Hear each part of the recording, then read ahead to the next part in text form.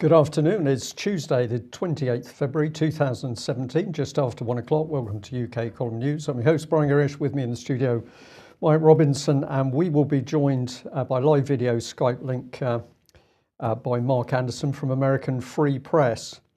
Well, really excellent news yesterday, Mike. I was able to watch Vanessa and yourself taking us through events. And as we always say, it's getting more and more difficult to report the news because let's have a look at our first slide today. Welcome to La La Land. Now, I hope that Mark Anderson is going to stay with us, but it's evident now that Britain is degenerating into complete mayhem and chaos. What's the significance of this headline? Well, let's bring in the rest of it. Britain's Department for Communities and Local Government is recruiting for a head of strategy in Brexit, but they must recruit from the EU as well as UK candidates because it's the EU law. Yes. So we'll be reporting on that in a bit more detail later in the programme. Well, let's have a look at the new National Security Advisor. Here he is, Mark Sedwill. Well, he is getting the job because Sir Mark Lyle-Grant is retiring in April, and Mark Sedwill is going to replace him. He's currently Permanent Secretary at the Home Office, but let's have a look at his career. He was First Secretary in Iraq from 96 to 97, and while he was there, he was serving as a United Nations Weapons Inspector.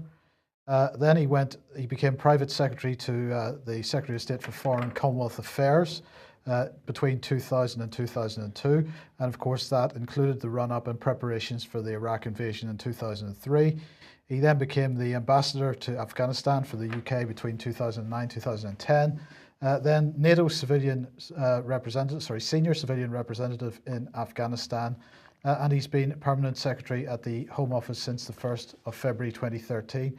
Now, the quote here is taken from the Home Office Improvement Plan 2014 because, of course, what Mark Sedwill has been, while he's been at the Home Office, he has been a change agent. He's been driving the common purpose through the Home Office, and this quote, leading change also requires us to build common purpose with our stakeholders and delivery partners.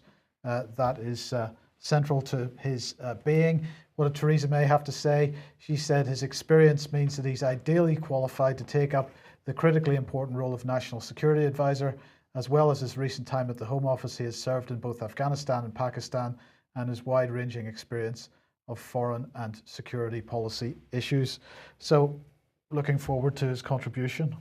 Well, I would say a dangerous man, politically very dangerous. And we'll remind people, of course, that it was UK Column that started the exposure of the government's training of the top 200 civil servants. This was to select a cohort of 2,000 top civil 200. Servants. 200 Yeah. Civil servants back in 2007. And we know that later Common Purpose was brought in to give these top 200 special training. So we're now starting to see the effects of this subversion within British government, that it's the political charity Common Purpose that's driving the political agenda. And these people being placed into key positions of power. Cressida Dick, of course, Common Purpose graduate, highly reframed, recently taken over as boss of the Metropolitan Police, as an example. Indeed. Well, look, let's head over to the other side of the Atlantic and bring Mark in. So, Mark, Donald Trump giving a speech to the Conservative Political Action Committee on Friday, I think this was. Is that correct? Yeah, it was in National Harbor, Maryland, where it was held last year. That's correct. So tell us a bit about it. Well, I listened to the whole speech. It was a very interesting speech, especially the clip that I think you're going to be playing. But he also talked about the media getting it wrong, according to Trump. He said fake news is the enemy of the people, and that the media took the word fake out and made it sound like Trump believes that all the media is the enemy of the people. But what he specified at CPAC is fake news is the enemy of the people. And of course, it's good to see that he believes the mainstream is the fake news. So he made that clarifying point along with the video clip that I believe we're sharing with our listeners and viewers today. Well, let's just get straight onto that, and then we can talk about it in a second. Global cooperation, dealing with other countries, getting along with other countries is good. It's very important. But there is no such thing as a global anthem, a global currency, or a global flag. This is the United States of America that I'm representing. I'm not representing the globe. So, Mark, what's driving this man? Is this a genuine feeling on his part? Is he genuinely going up against the globalized elite on the planet? Because certainly your friends at Bilderberg, Council of Foreign Relations, and so on, are not going to appreciate this type of sentiment. That's correct. Exactly how sincere he is very difficult to say, of course. We can't get inside his head or heart. But it's interesting that he feels he needs to say this.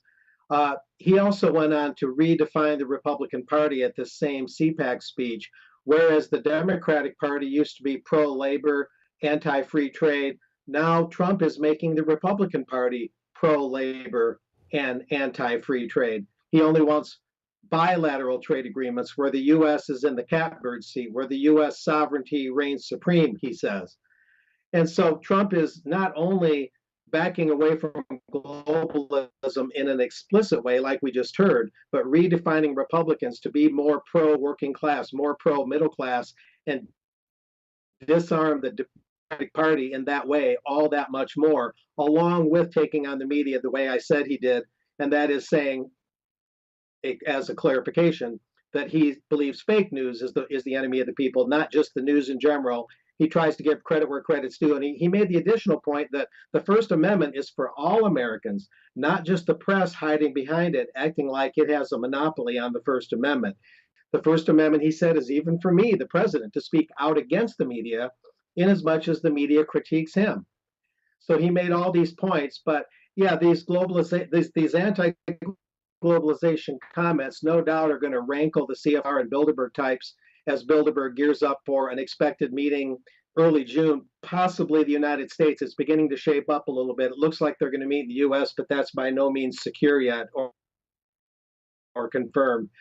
But I think all in all, it reflects on the American people more than anything that President Trump feels he has to take this stance because he senses the people that put him in office, the voters, don't want this unmitigated globalization. They don't want a global anthem. They don't want a global government. They want national identity. He certainly feels he has to say it. And I believe there's at least a degree of sincerity. I'll just cap my remarks by saying that he speaks to Congress tonight in his first joint session of Congress this evening, February 28th, Tuesday. And we'll see if he says something like this again and how much what he says tonight mirrors the CPAC speech. It'll be interesting to compare the two. So, Brian, it's interesting that he's taking this approach, and yet when we see George Osborne or Theresa May, George Osborne speaking yesterday or writing in the Times, or Theresa May in recent speeches, or Mark Carney, when they talk about globalization, they also recognize that people are disenfranchised from globalization, but they say, well, we don't need to worry about that because we'll just, another couple of pounds will sort the problem out. It is interesting, and I think we need to watch President Trump very closely. He's doing a lot of things which seem to make sense and are clearly bringing the American public on board. Here, something different is going on because we've got total talk about global Britain. Is this Theresa May and her banking friends controlling things through the money power base, and the Americans are later going to be brought online through that money control? Well, Mark, you wanted to highlight this Trump foreign policy, changing and disrupting global norms. This is from the Women's Foreign Policy Group. Yes. Yes, go ahead. Well, they had a program yesterday at New York University at Washington, D.C. I've been there. It's on L Street. They have some pretty thought-provoking programs, although it's very much shifted toward the internationalist viewpoint.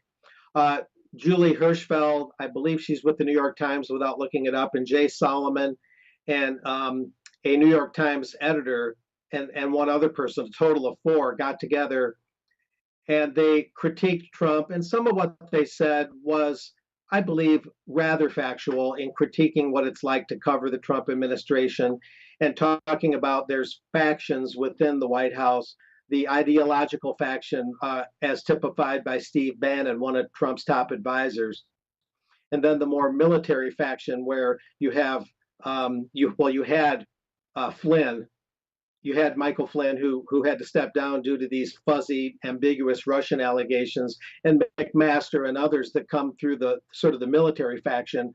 And they talked about how the Trump White House seems to have these different factions. And I think there's a certain amount of truth to that. They're talking about their firsthand coverage. But what was interesting was as they got toward the end of their speech, and what you're showing on the screen, or you're about to show right now, this magazine cover, they began to allude subtly, not too stridently, but they began to allude how Trump is interrupting global norms in terms of him being a manifestation of this menace of fascism.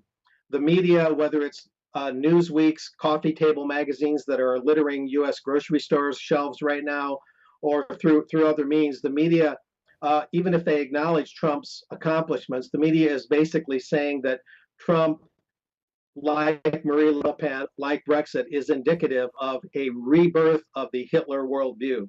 Well, sorry, Mark, just okay, you can continue that in a second, but I just wanted to interject with this one because obviously that Hitler edition of Newsweek has come out not too long after the special inauguration issue of Newsweek, and of course here's an image that somebody has posted to a forum showing that both on the same shelf at the same time. It's hard to imagine that wasn't an intentional decision. I can't see how it wouldn't be intentional, Mike. I've seen this stuff before, these coffee table magazines purporting to dissect and anything that's even slightly right to the extreme left of the internationalists, at least the foot soldiers of the left, at least the internationalist foot soldiers are to the left. That doesn't mean the whole international establishment is necessarily left wing by definition. There's the one worlders kind of stand above that left right paradigm. I think the left right paradigm is mostly for the natives and the peasants to fight it out and to divide us and to create chaos. And out of that chaos comes their new world order. I think we know that. But nevertheless, they want to smear a smearbound, you might say, a big, broad smear against anyone who doesn't agree with the world consolidation agenda. And so this Hitler thing comes out, and now they can use that as an umbrella and say that Trump and Brexit and Marine Le Pen, all of it falls under the neo-Hitler umbrella. And this is a way the weaponized media, the fake news works. And one of the main fundamental reasons I brought this out was because we always think, mainstream newspapers, radio, and television broadcasts are the fake news. That's where the propaganda is. But through the magazine media and through the entertainment media, like we're seeing here, they the fake news and the assault on nationalism, the assault on populism, they broaden it out through all these different mediums. And it's important to keep that in mind. It's not just the daily news reports on CNN and the BBC that are propagandistic. Yeah, okay. Okay, thanks, Mark. What's next? Well, we start off with just a couple of adverts. The first one is that Ian Crane will be speaking on fracking tonight. That's at Kingsbridge Community College, Devon. He'll be in the English room, and his talk is from 6 o'clock till 8 o'clock this evening. So if you're in the local Devon area or you can travel, hopefully you'll get along to support Ian in his excellent work exposing the dangers of fracking. And another reminder of Gillett Atzman in Glasgow. That's on March the 30th, 2017, between 7 till 9:30. Get along to that if you can. And a reminder that tomorrow, Vanessa Beeley will be speaking at the Marx Memorial Library, Clerkenwell Green, London. Her talk is entitled Aleppo, Fall or Liberation. And I also just wanted to remind everybody that, of course, UK Column News now available on Alternate Current Radio if you're in the States and you want to listen to the podcast at 10 p.m. Eastern Time. And we're also now included in the Truth Seeker app. And I've got to thank the guys at the Truth Seeker. You can get this via truthseekerapp.net. And there's, well, we're on there. Alternate Current Radio, all their programming is on there, and a whole bunch of other alternative media outlets. So thanks for that. And can I ask viewers and listeners to give us as much support as possible on this business of spreading the news about the UK column to other people? We know that we are reaching a big audience. We also know that our viewing figures are capped. Mike has had the interesting experience of watching viewing figures decrease. And we get wonderful stories like the lady who contacted us from West London, who said, I've just found out about UK column. And when I said to her, and how did you find out? She said, oh, my friend in America said you should be watching this excellent news program. So we need as much help to spread sideways, as it were, because it's clear that all is not entirely straightforward with viewing figures on the internet. Well, let's come back to La La Land. And we can't get more bizarre than this. Here we've got gov.uk, advertising, Head of Strategy and Brexit. This is part of for a job for the Department for Communities and Local Government. There's the closing date, 8th of March 2017. So we scroll down. We notice there's a very low salary for this kind of thing. So somebody's going to be paid between £60,000 and £70,000. Mike, you said, well, of course, the Prime Minister only receives remuneration like that. However, civil servants traditionally are receiving very much higher salaries. Well, indeed, and our new National Security Advisor is going to be receives around 170,000, 180,000 pounds a year. Yes, and about £400,000 a year for running the BBC. So a mere 60,000 is all they're willing to pay to get us out of the European Union. Well, why should that be? Because if you take the time to actually look at the information, you see this. It says nationality requirements open to UK, Commonwealth and European Economic Area. Now, I thought this was very interesting, and I thought possibly I was mistaken in my understanding of the European Economic Area. So I did a little bit more research, and we actually find this is the European Union. So I phoned up the department this morning. I spoke to a very young and very fousty media gentleman, and I simply pointed out there was a certain irony that UK had to recruit possibly a European in order to take us out of the EU. But he assured me there was nothing unusual in this because it was the law. So I said to him, so you mean that EU law says that we must recruit from the EU in order to find the person to take us out of the EU? It went very quiet, and he said, it's the law.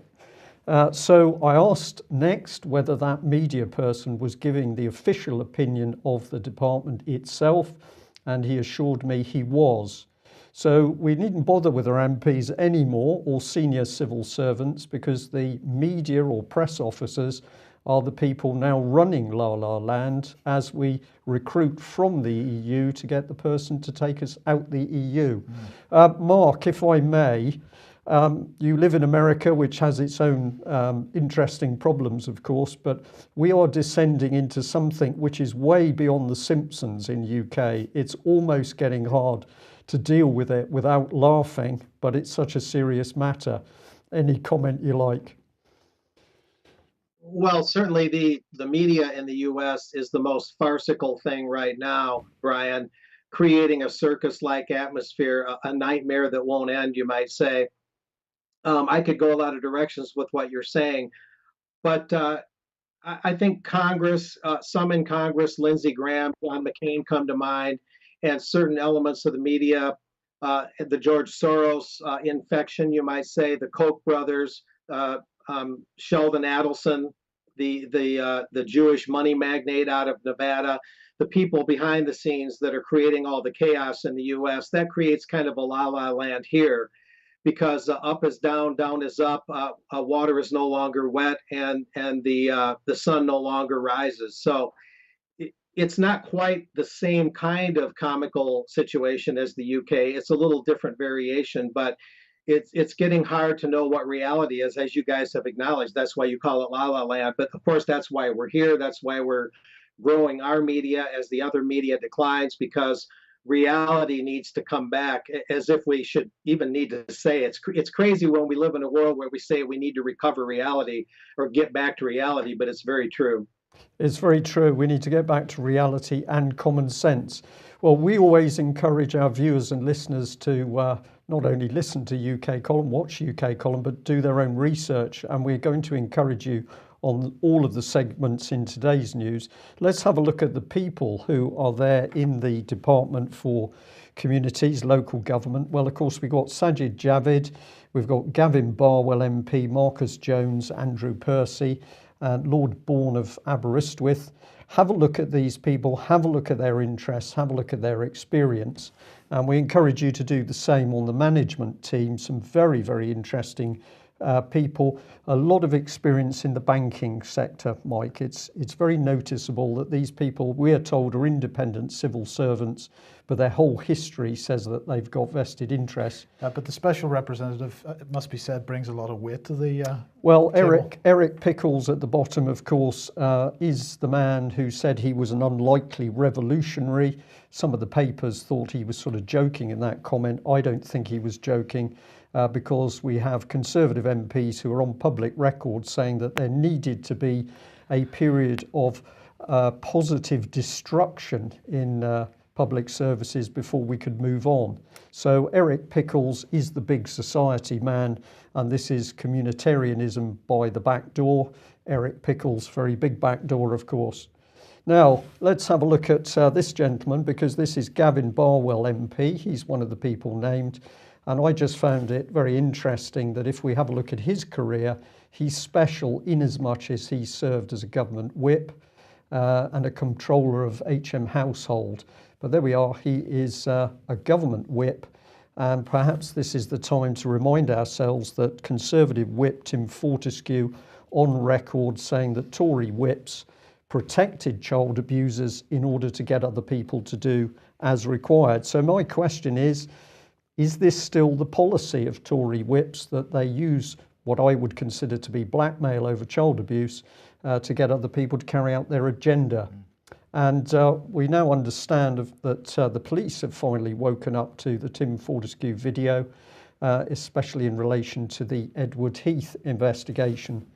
And so that we don't forget, let's remember, of course, that people with very, I'm going to say, slack morality over the rights of child abusers, also known as paedophiles, have been in government and indeed are still in Westminster. So we've got a picture of Harriet Harman and Patricia Hewitt here, who of course were working with Liberty when Liberty was working to ease in the idea of paedophilia into the accepted norm. And we've got a picture of the then Chief Coroner who declared that his campaign group supported the civil liberties of everyone, including paedophiles. So this is a very interesting situation. And Mark, there's a couple of people, while we've been reporting the news and before this article, are saying that President Trump also seems to be starting to point a finger at child abusers in America with the possibility of stronger sentences. Now, I don't know whether you are aware of this, but if you are, perhaps you could give us some comment. No, I'm not aware of that in detail. He did issue the memo trying to push back on the transgender bathroom movement, indicating, although Trump doesn't indicate this strongly, but nevertheless indicating that Trump at least is trying to entertain the idea of traditional Christian values.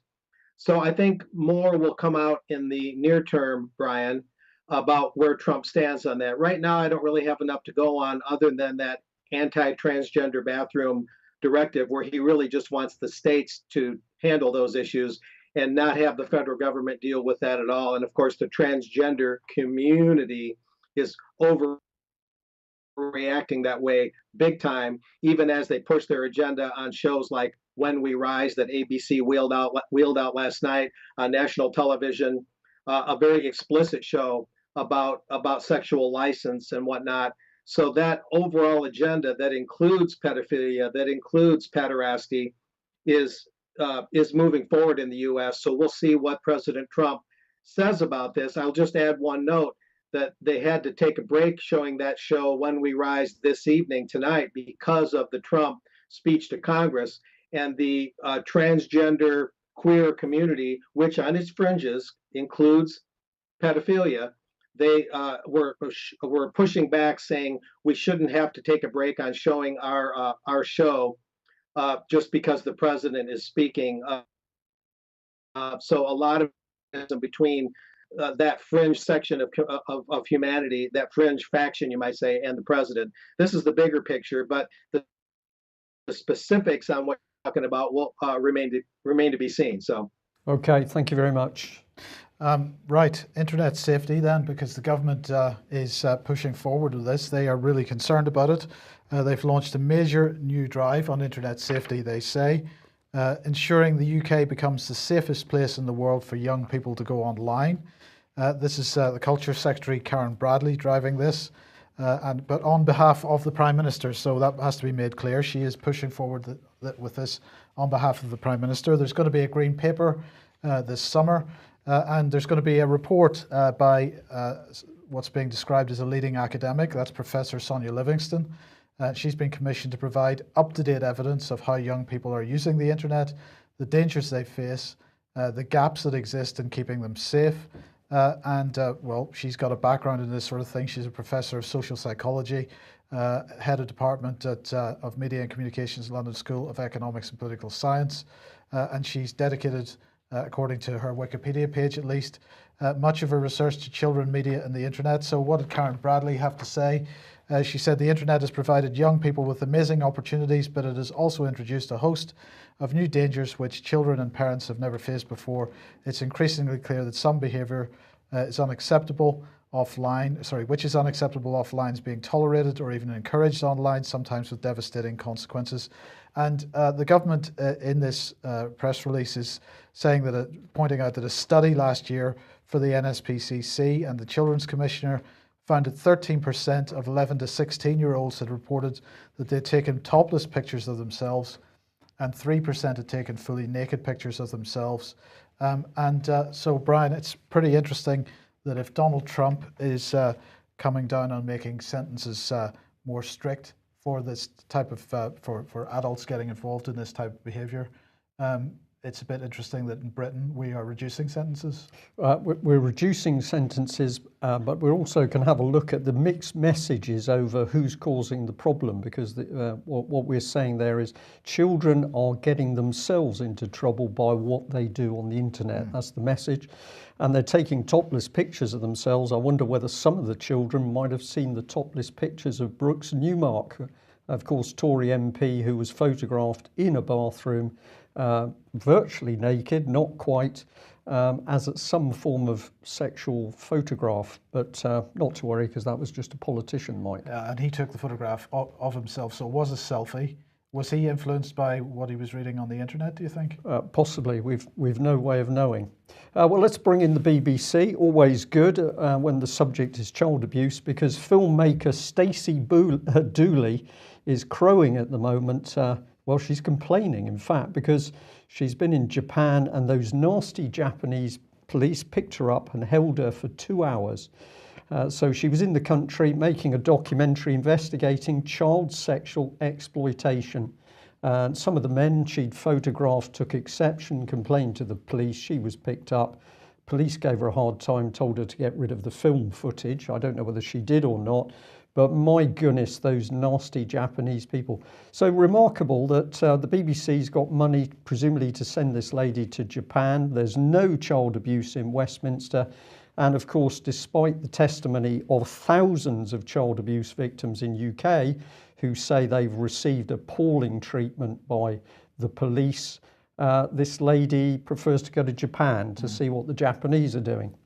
Well, this is a bit more of the article here. It says that... where are we? It says, speaking about the film, Ms. Dooley said, our documentary on Japan essentially focuses on the fact that the Japanese government, only made it illegal to possess child pornography in 2014. Now, what she's getting at here is apparently Japanese men can choose to spend the evening holding hands. So it's highly suspicious, I agree, but they can spend the evening fully clothed with a teenage girl. That's not illegal. We set out to try and understand why it took a privileged country like Japan so long to come to this conclusion, and also to see if the change in their law had made any real difference on the ground. So there's the BBC spending public money in order to get amongst the child abuse problem in Japan, but there isn't anything to see in UK. Well, we always like to have a look at the journalists themselves, so go and have a look at Stacey Dooley's Twitter page. You'll find that she's very big on President Trump. She's not quite so big on child abuse, but she's very, very big on her French bulldog puppy. So a rather childish Twitter page, but here's the meat. So not only is she working in Japan, apparently she's also been looking after, this one's missing children in Canada. So the problem is always overseas, Mike. It's never in UK, and the BBC, for some reason, can't investigate child abuse in UK. And then what happens to the information she does produce? It goes here to BBC Three. This is the first time I've ever looked at this page. It is appalling.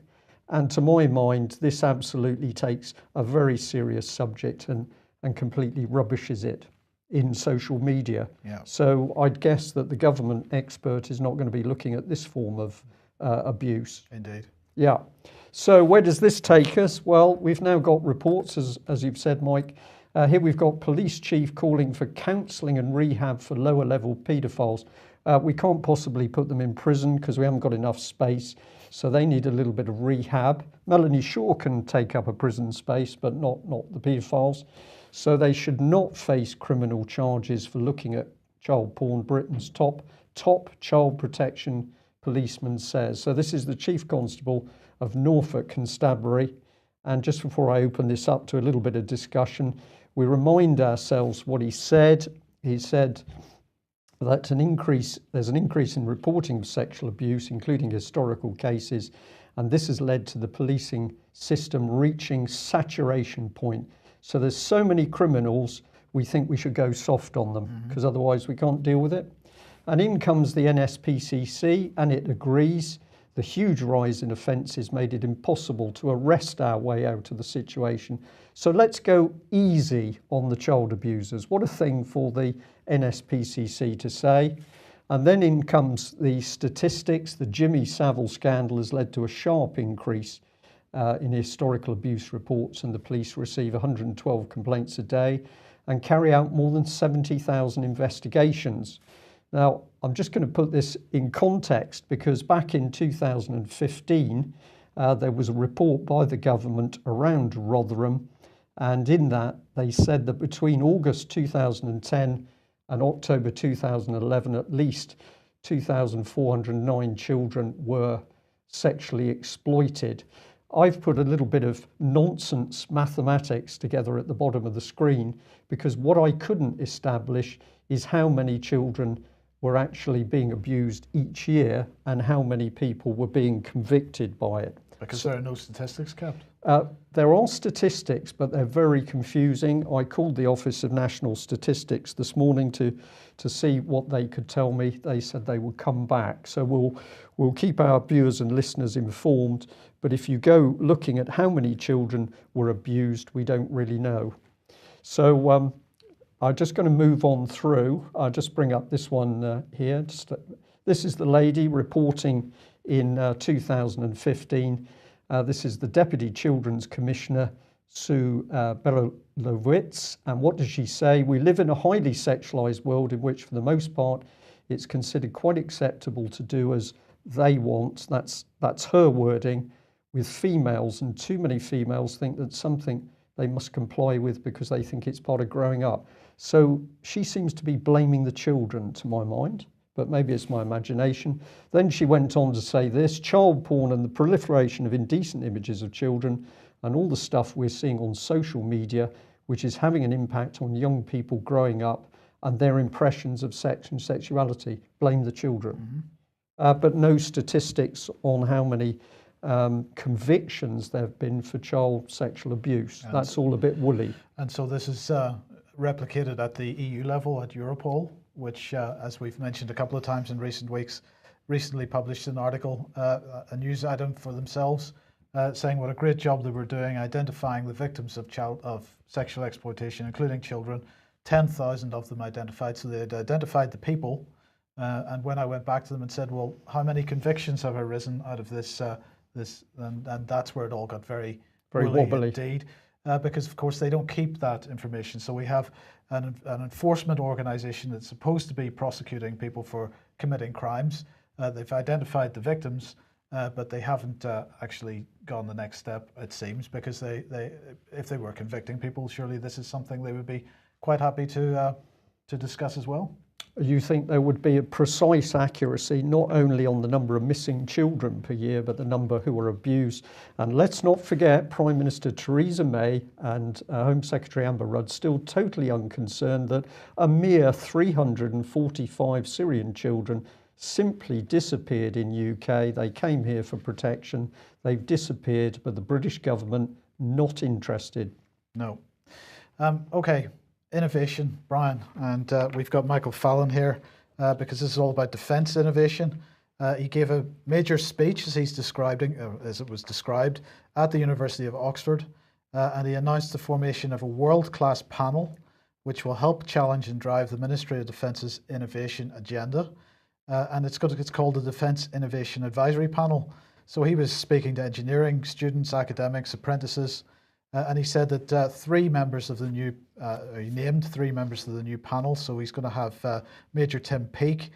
He's going to have a couple of other people. But basically, this is all about driving forward the MOD's innovation initiative, which aims to encourage imagination, ingenuity, and entrepreneurship in the pursuit of maintaining a military advantage in the future. So that's what he has to say. Well, let's look at what he has to say. Backed by £800 million innovation fund, we want to transform defence and work with small firms, academics and others to find solutions to the threats for our industry. So let's have a look at some of the slides and some of the information that they provided for this. So here we go. Defence and Security Accelerator is what it's called, the Innovation Fund themed competition to revolutionise the human information relationships for defence. And this first briefing was given by Rob Sully, who's head of the Defence and Security Accelerator. And I just thought we would choose a couple of these. So this took place on the 23rd of February. As I say, they've just released this information now. The first thing that I thought was quite interesting was to have a look at the threat matrix that they've identified. So on here, we've got on the left-hand side, level 0 to level 5, and along the bottom, level A to level F. And we've got on the bottom left-hand side, Libya and the Taliban as being the least important threats that we face. And then we've got Syria and Daesh. And then we've got Iran and Ukraine.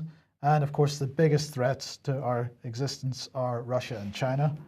There's got to be a mistake with this, Mike, because I definitely remember that China was invited in to help rebuild our nuclear infrastructure. So I think there's been some mistake on this threat matrix. Well, in fairness, because although this comes from his presentation, he has lifted these slides from the Joint Warfare Directorate, which is a NATO organisation. Oh, right. So maybe NATO doesn't know that we invited the Chinese in to rebuild our nuclear infrastructure. It's quite possible.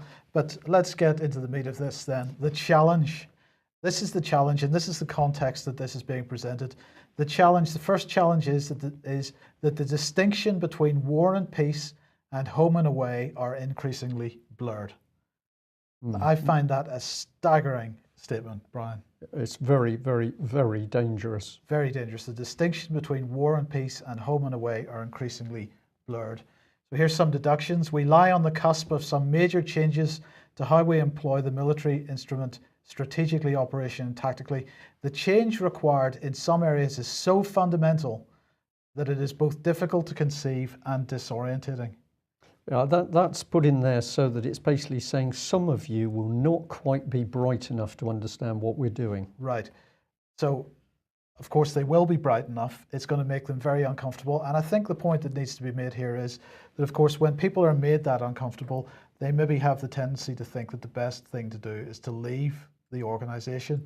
But of course, if you leave an organization where this kind of stuff is being pushed through, what do you leave behind? A hole which is going to be filled by another common purpose graduate. Yeah, this is how it's done.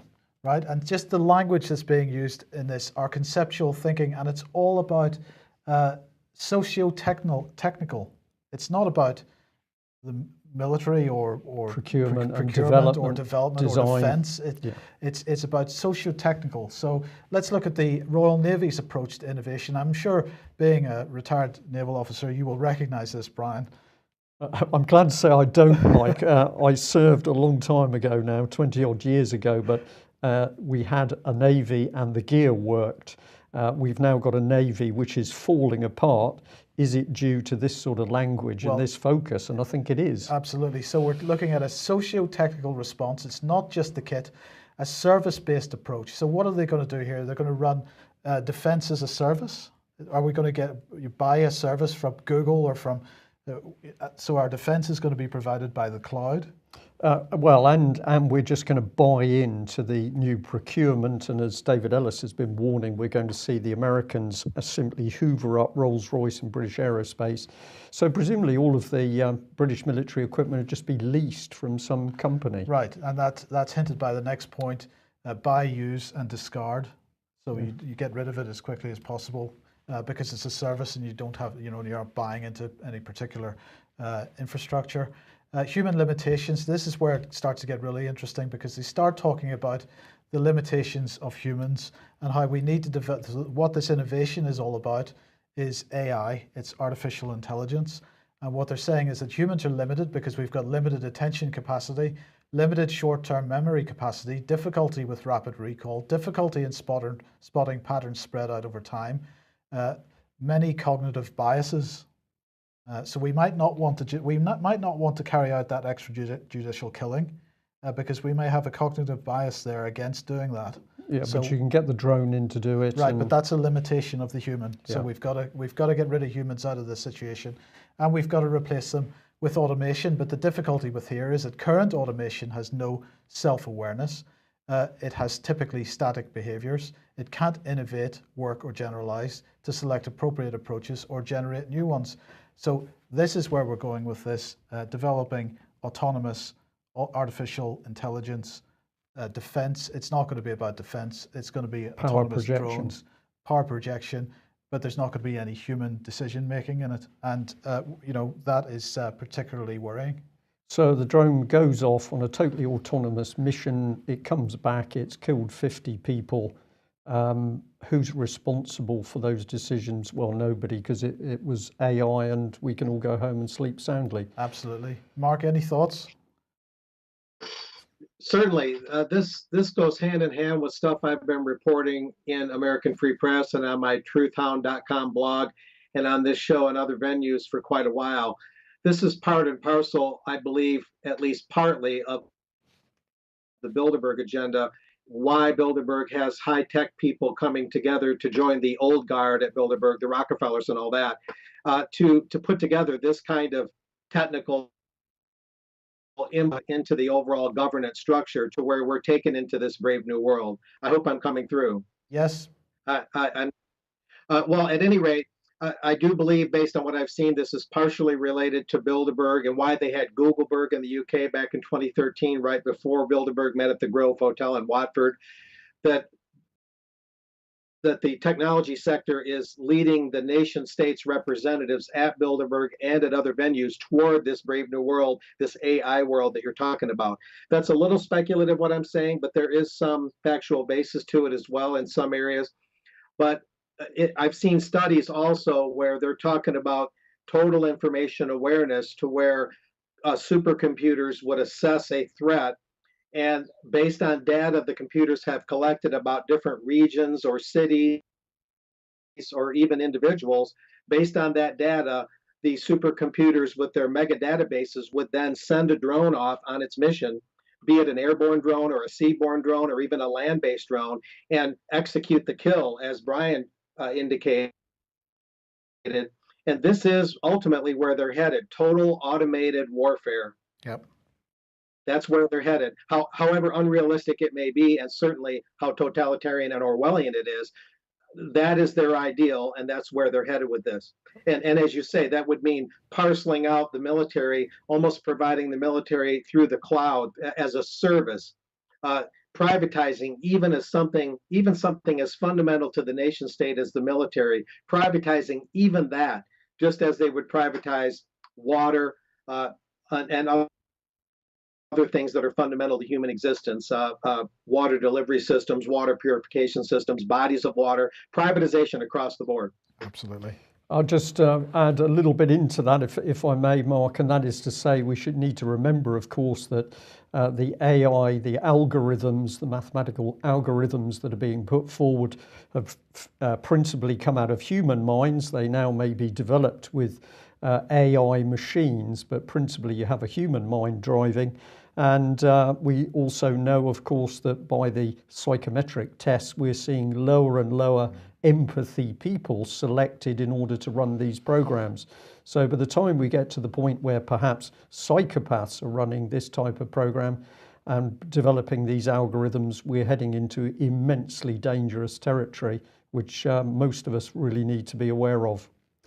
Okay, well, Mark, thank you very much for joining us. We'll just end by saying that David Scott and myself were able to meet up with the Doherty family, Brian and Janice Doherty, over the weekend. We can tell our audience that they are safe and well at the moment, albeit having an extremely hard time in their present location in Ireland. And we just want to say our hearts go out to them, really. What can you say to a lovely couple who have lost their children to the state through no fault or crime of their own? This is the state of UK at the moment, stealing children, and as we've indicated in the news report, covering up for the abuse of children, whether that occurs in Westminster or at lower level with lower level street gangs. So we're in very, very dangerous times. But good news at least is that Brian and Janice Doherty are alive and well, but reflect a terrible time with the British state and child stealing. We'll be back at the same time tomorrow. Thanks for joining us. Bye-bye. Bye-bye.